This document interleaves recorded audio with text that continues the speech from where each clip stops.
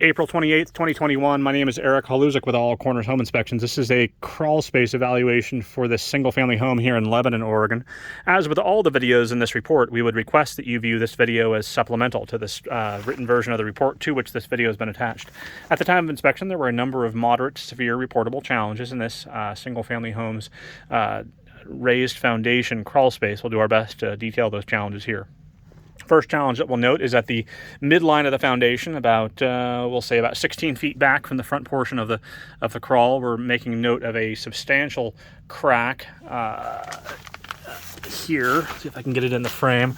At that location there, it's about at its widest probably 3/8 of an inch, and at its narrowest it's about a 1/4 inch narrow part at the top and wider part at the base.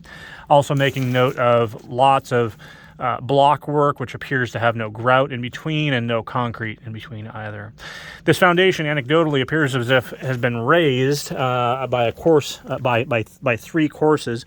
The original foundation was a concrete poured foundation, and then it looks like someone's raised it up. There's lots of very unconventional construction in this crawl space. It's a little difficult to evaluate structurally what's going on here because of all the sort of haphazard cobbled together combinations of framing techniques. We have a fair number of altered framing members. There's a girder here with a giant notch taken out of it. Have that same girder at the right-hand side of that girder, we're making note of a less than positive connection, meaning that there's no hardware connecting the girder to its adjoining girder, the one perpendicular to it. We have girders and floor joists. Actually, the girder here is laying on its face. These structural members are intended to be faced in the opposite direction. There is a structural check, meaning a crack along this girder at the rear side. Traditional dry rot at 3 identifiable locations. This post here, which is second in from the right-hand side. This girder here at this location, right there. And then this on the opposite side of this post, directly in front of the screen. Right now, we'd recommend an evaluation by a licensed contractor with recent demonstrated experience managing such challenges or take care of the structural issues here.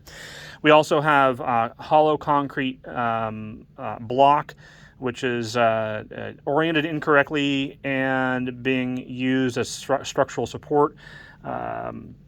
You can see that you got hollow concrete here. This is not intended. This block and this orientation is not intended to carry structural load. We have that condition at 3 locations. 1, 2 at the far left-hand side, and then 3 at this location here. We've got an unconventional concrete block and poured concrete block with a big chunk of concrete on top of it here for no real apparent reason, and then some, again, cobbled together posts and piers at that location. There's an active leak at the rear portion of the house underneath the hall bathroom, and then at this rear portion of the foundation, it's really unconventional concrete, traditional concrete foundation with a series of concrete blocks on top of it, and then a series of wood concrete posts either on end or on edge, without much regard for design or structure. There is a structural crack at this concrete block here, and then the sill plate and this girder, which is being used as a plate, are not in contact with the foundation at the right-hand side near the rear and the left-hand side at all. Recommend, again, a licensed contractor evaluate and repair. This has been Eric Haluzik with All Corners Home Inspections.